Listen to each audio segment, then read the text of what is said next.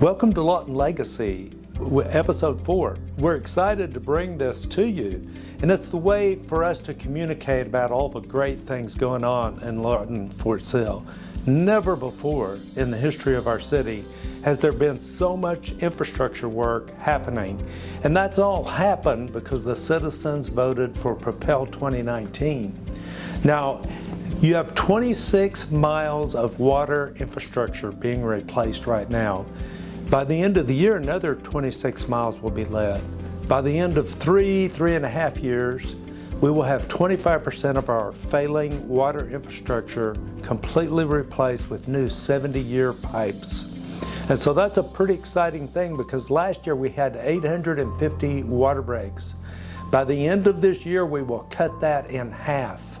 And it will continue to cut over the next 3 years to where it's much more manageable and doesn't take 3 or 4 crews out constantly working on those water breaks. Now, when you drive around town and you get diverted and get detoured because of all that work, just remember it's all the cost of progress, and you can thank your elected officials for all those detours, and they consider that a compliment, by the way.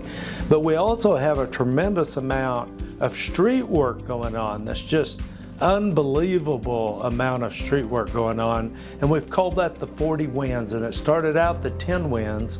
We're up to 40 wins, and in 1 year we're going to have 40 street projects completed from Thanksgiving to Thanksgiving. 40 street projects. Never before in the history of the city. I'm going to ask the city manager, John Ratliff. I forgot to introduce you, John. But well, okay. Hey, talk to us a little about the 40 wins and how that's going. Is it on schedule?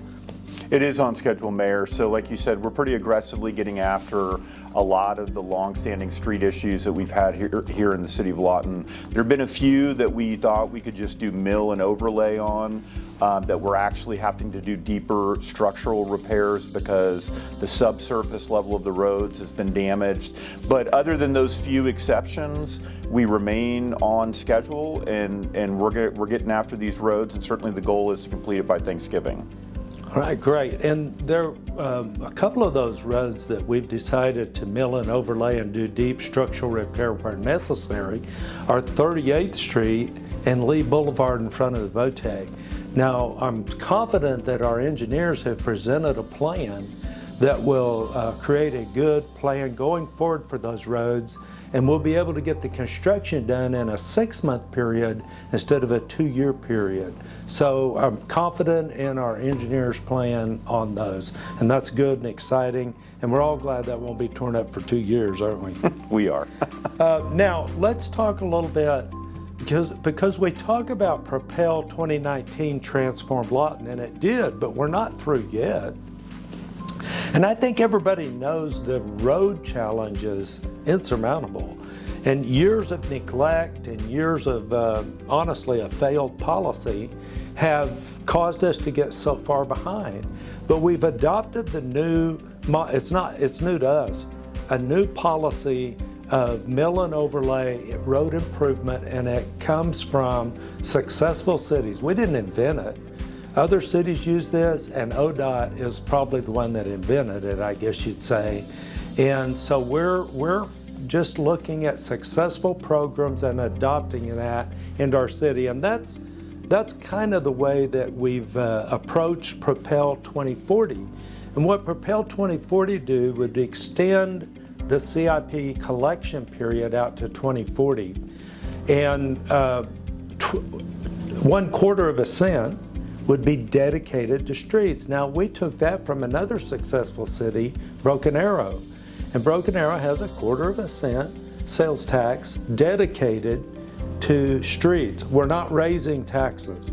We're taking 1/4 cent of what's already in the CIP and dedicating it to roads and bridges, or streets and bridges.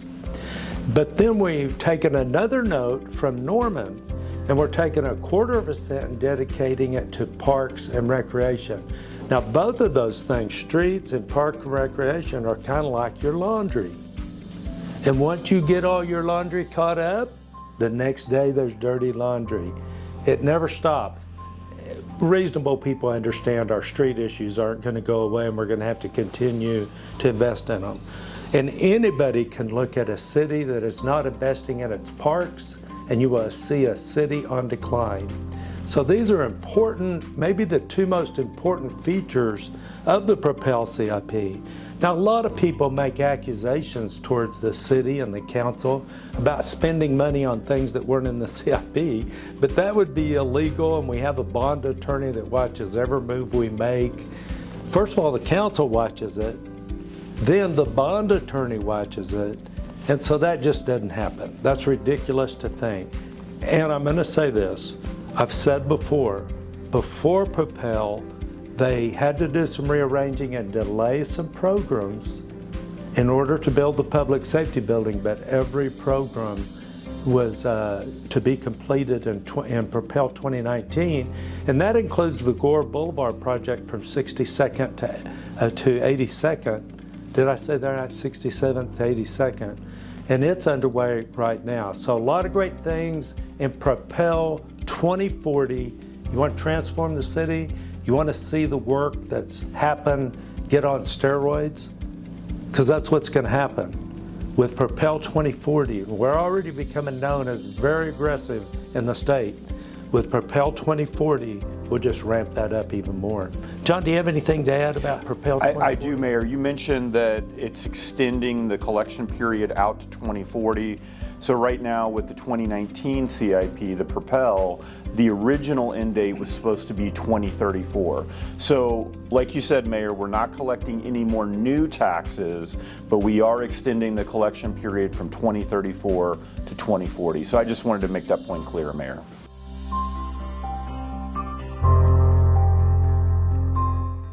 A part of Propel 2019 was money to be invested in parks, but obviously it wasn't enough. That's why we're extending it in 2040. But we're already doing park upgrades to 9 non-major parks. Now, why do we say that? Because the non-major parks don't have as big, extensive of plans, but they still need to be upgraded. John, talk to us a little bit about the park upgrades and the schedule for that. Absolutely, Mayor. So part of it is going to include Wi-Fi at all 9 of these city parks. To some degree, we already have that up and running. Another part of it is going to be updating older playground equipment and things of that nature. And we're really getting after that portion of it, because as you said many times before, Mayor, parks are wonderful venues for communities, and they're places where our citizens interact. And if we're not investing in these parks, and we're not maintaining them, then our community doesn't have that opportunity to meet there and to grow. So we're really placing a lot of emphasis on that. We just finished Gray War Park, that's completely done. George Lee Park is in phase 2 of construction right now. And then on Saturday at 11 a.m., Mayor, we're actually opening the Children's United Park. And that's a park that was partially funded by Propel CIP, but the lion's share of the funding actually came from private donations.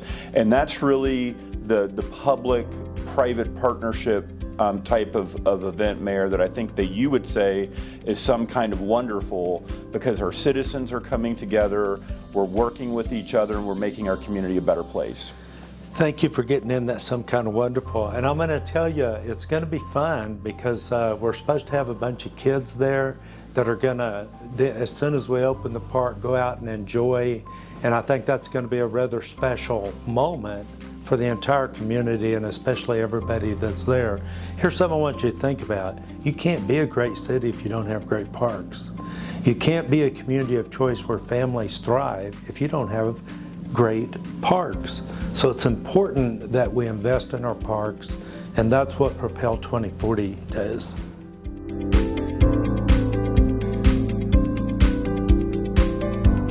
So we're going to have a special meeting on Monday at 2 o'clock.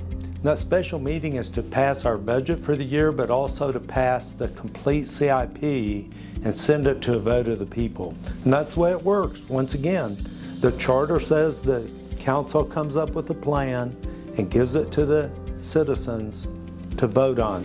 And so that's what we're doing. Now, the budget is especially interesting. This budget is driven by efficiency. And because of efficiency that's been driven by our new city manager and our staff in a tremendous way, we're in the second year of not raising utility rates. And I think that's very significant. There's something that's even maybe more significant than that. And that is all of the goals and strategic objectives of each department. John, would you talk a little bit about the goals and strategic objectives and why that's important? Sure. In order for the government to become more efficient, we have to have objective measurements that we use to measure the efficiency of each department. And so what we're going to do this year when we approve the budget is each department will have strategic goals and objectives as well as what we call metrics.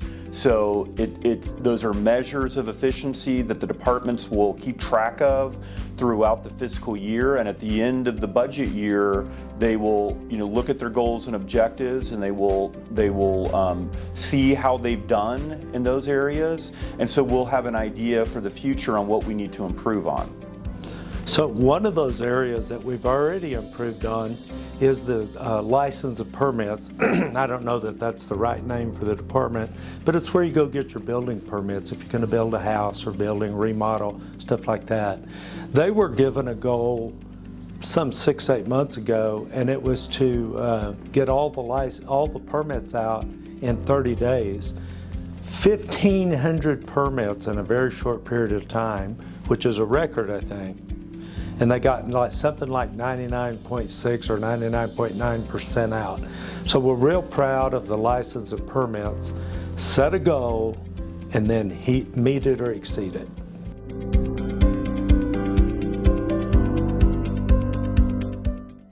John, we're out of time, but I want to bring up one final thing. It was pretty fun to get out there in front of the auditorium and dedicate the auditorium to the mayor that was mayor when I was growing up, almost all the time I was growing up, and that was Wayne Gilley. We had a great time. Do you have anything you want to say about that? I do, Mayor. I agree that it was a very special event. Mayor Wayne Gilley, long-standing mayor for the City of Lawton.